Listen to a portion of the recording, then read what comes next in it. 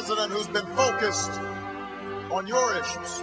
Good evening and welcome to News Channel 8. I'm here at Times Square because the time is now. At this very moment, we are swearing in President-elect Barack Obama. We no longer will refer to him as President-elect, but President Obama.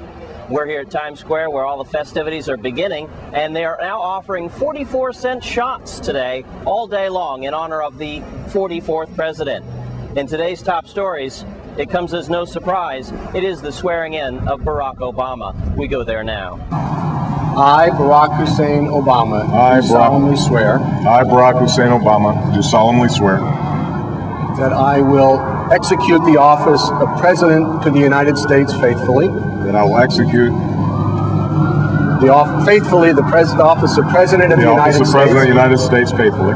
And will, to the best of my ability. And will, to the best of my ability. Preserve, protect, and defend the Constitution of the United States. Preserve, protect, and defend the Constitution of the United States. So help you God. So help me God. Congratulations, Mr. President.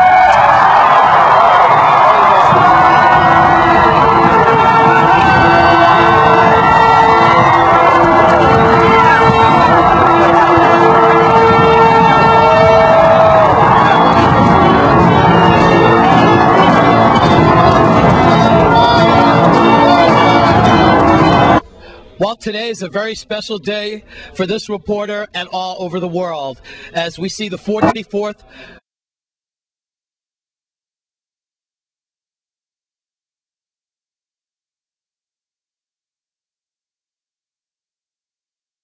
I'd like to call a roll call to everyone, and I'd like to start with the warriors, brothers and sisters, Queen Mary, General Budho, both homegrown. Denmark Vesey, Nat Turner, Malcolm X, Patrice Lumumba, Marcus Garvey, H. Rap Brown, Bobby Seals, and Angela Davis.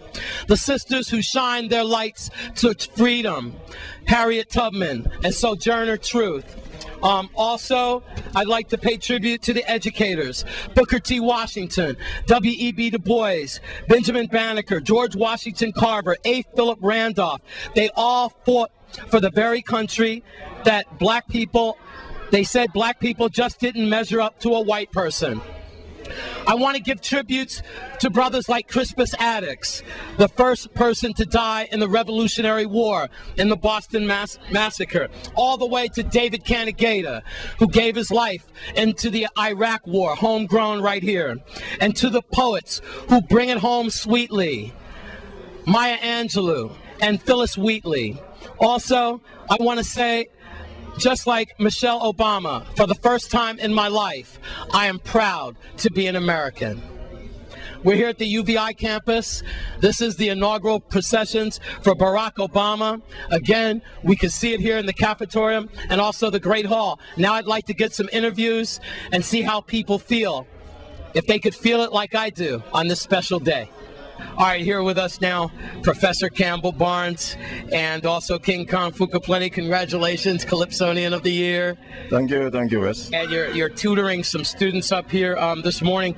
We have two places where we could view the inauguration proceedings today. Here we are at the cafetorium and in the Great Hall here at the University of the Virgin Islands St. Croix campus. Mr. Barnes, what does this day mean to you?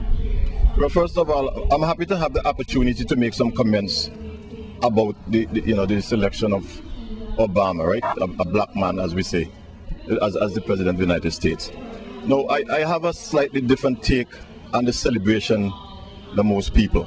I'm going to say something which might be unusual to some people, maybe a bit controversial. It's long overdue, to have a black person or somebody other than a white person as the president.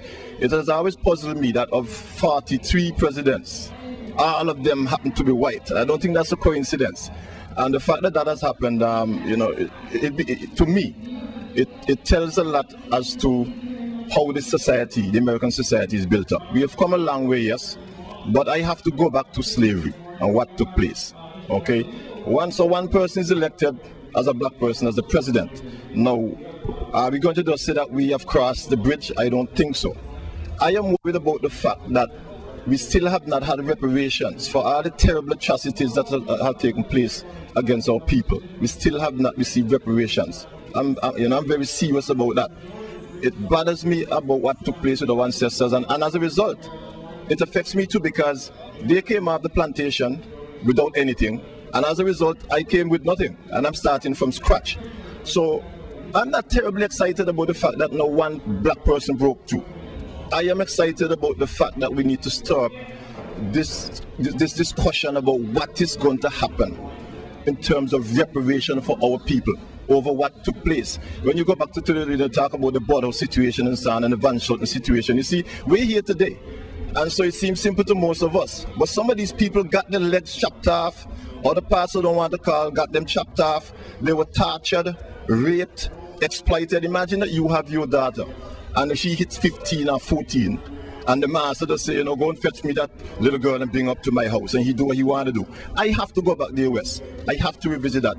We must revisit that, and we must get some kind of serious reparation for that. Else, nothing means much to me.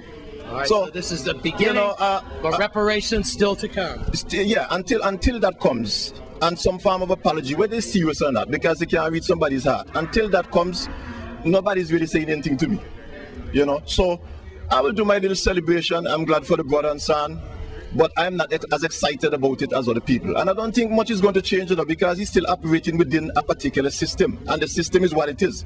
And worse yet, he is coming at a time when we are at the lowest low. I don't think any other president is coming at a time when it is that bad with the economy and foreign relations and so on. So I really want to see what's going to happen. I'm supporting him. I hope he can pull it off. But it's a huge, huge challenge.